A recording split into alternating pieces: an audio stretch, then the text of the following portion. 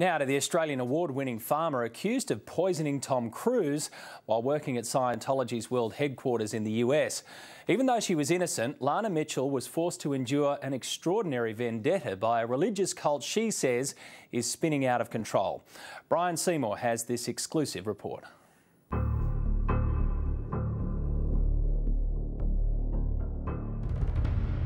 I definitely think that he's lost touch with reality. You have to understand, people that go to work for Scientology expect to be abused. In terms of Tom Cruise, the two of them have created this bond and this friendship that seems to be, well, it's been said before, but unnaturally close. The movie star and the Messiah, both are just men. Men who have had a terrible and lasting impact on the life of Lana Mitchell. Lana cultivates and sells the Australian white flannel flower around the world and was named one of our Rural Women of the Year. I actually don't have or harbour any ill will or feelings against the many wonderful people that I worked with. Lana worked at Scientology's international base in California, the home of its reclusive leader, David Miscavige. David Miscavige lives a lifestyle that very few people actually know about. He lives a life of royalty. The banquets served daily, the luxury cars, performance bikes, suits tailored by John Travolta's tailor, a personal entourage to rival, even eclipse that of his best friend, movie star Scientologist Tom Cruise. It seems to me that some of the celebrities are acting in the same fashion that David Miscavige is. In the case of Tom Cruise, that's certainly the case. Daily meals for the leader came every few hours, featuring the best of the best. When Tom Cruise came to visit, no effort or expense was spared, and that's when it all came to a head. Tom Cruise got food poisoning. He apparently ate a prawn that was off, shrimp as they call it in the US. He ate a prawn that was off and he had food poisoning.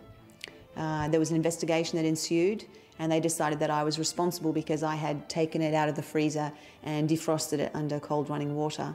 And so I was removed and essentially not allowed to see my husband. I was just simply removed from the property and told that I was offloaded.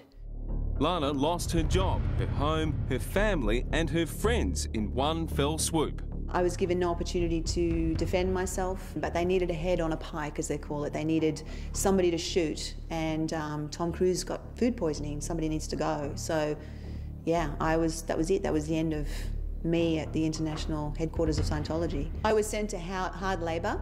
So you were going into your punishment just as Tom Cruise was about to get his Freedom Medal of Valour. That's true. I never thought of that. Yeah, that's true. Katie Holmes ought to be upset. This is the kind of thing that a lot of people in Hollywood should be concerned about, that Scientology retaliates against people who dare to criticize them, including the South Park crew. Dad! Tom Cruise won't come out of the closet! In New York, Tony Ortega has been publishing stunning insights into Scientology for more than a decade.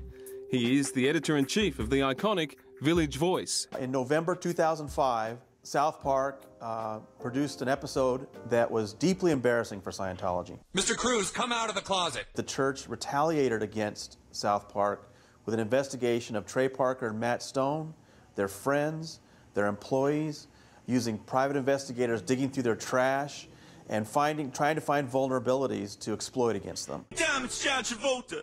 Oh, hey, John. Tom, you gotta come out of the closet. Oh, my God.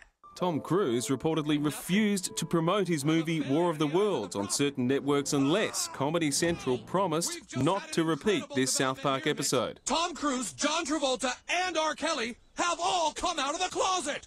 In September 2004, Lana finally escaped from Scientology. They told me I would not be able to see my mother. Why?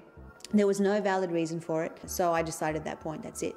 I'm going to meet my mother. You don't get between an Australian girl and her mother. Every phone call is listened to, every letter is read in and out. It gets to a point where people no longer really have anybody to go to in many cases. Is what he's doing legal? In my view, it's not. In my view, it's a violation of human rights. One that continues tonight. Typical cult practice, perfected through years of ruthless execution, supported by those wonderful celebrities. The question now is which one of these celebrities will be the next to leave Scientology's ruler. Is he a psychopath? In my view, absolutely. Why do you say that? Because he is, in a cold and calculating way, is working to destroy my religion.